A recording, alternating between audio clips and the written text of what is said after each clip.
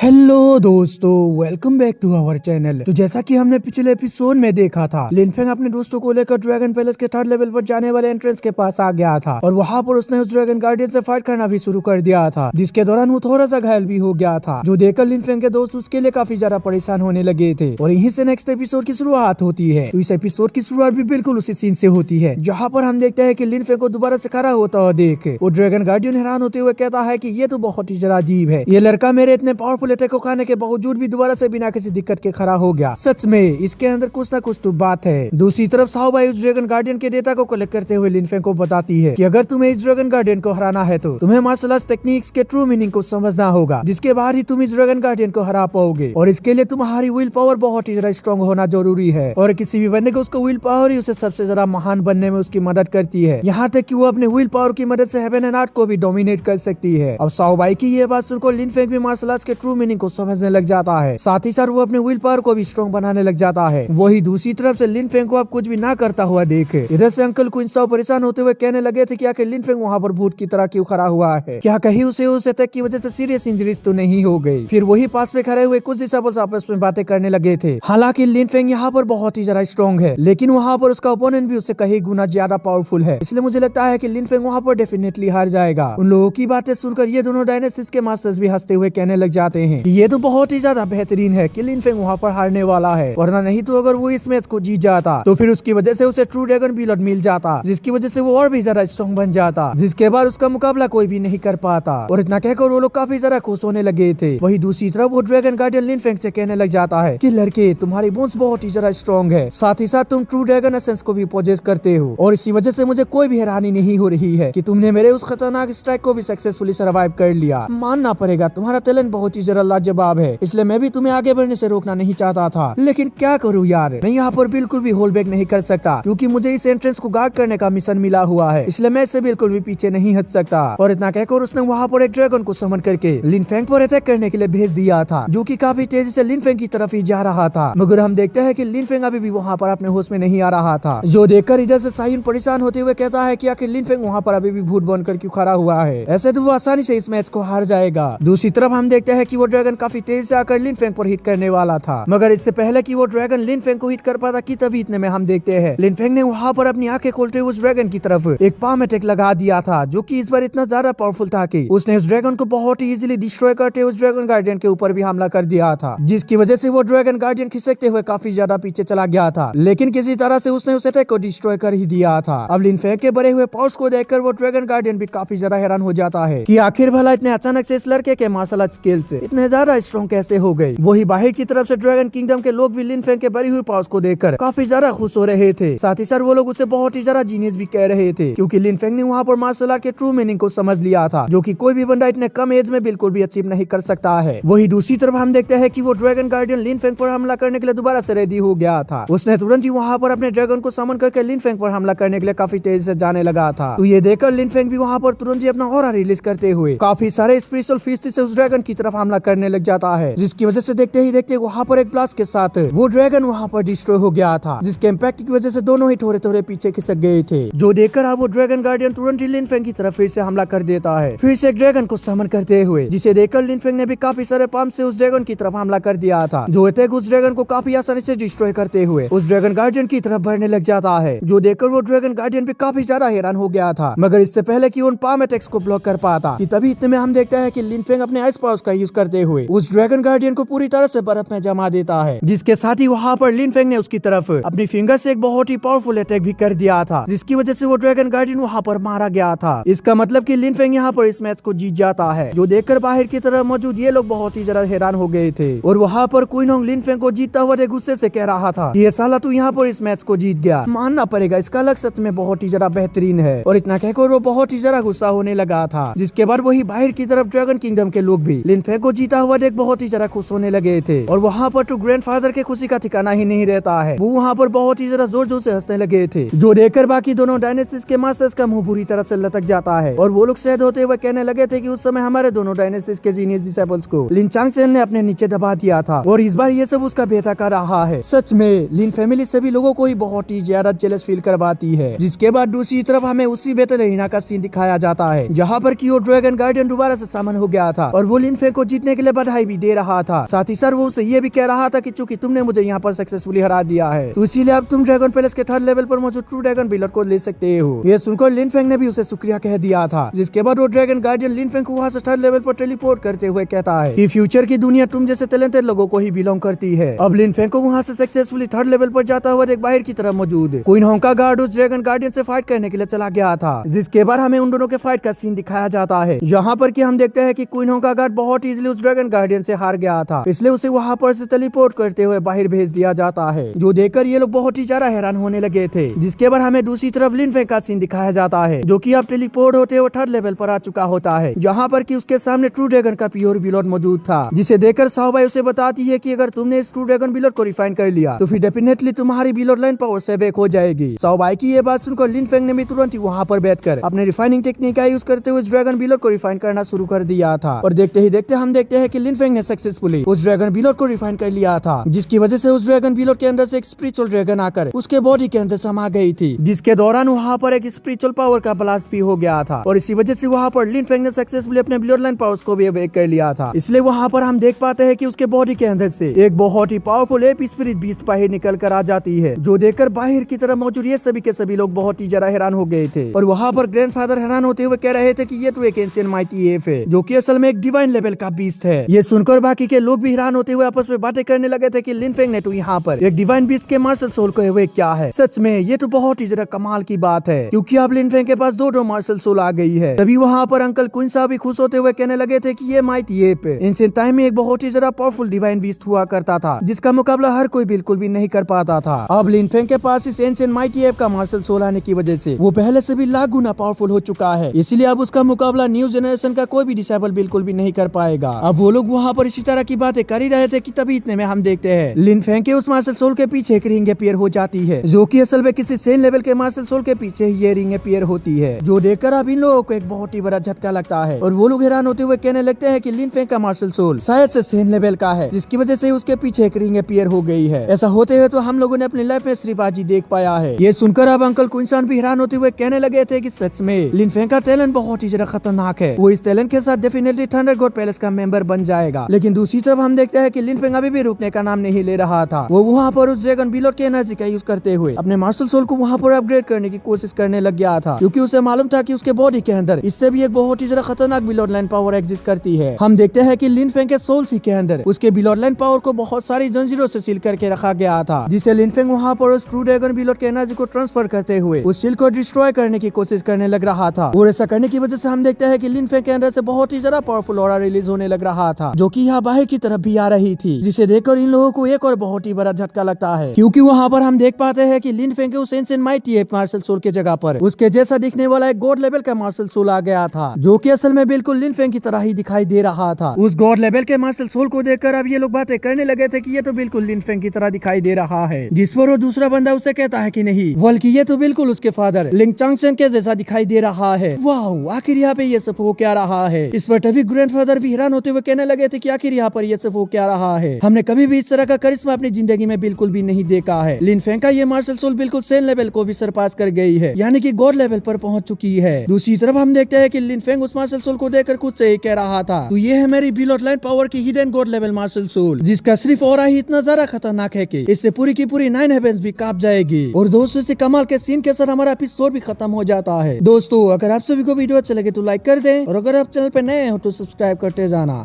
तो मिलता है किसी और वीडियो में, जब तक के लिए बाय।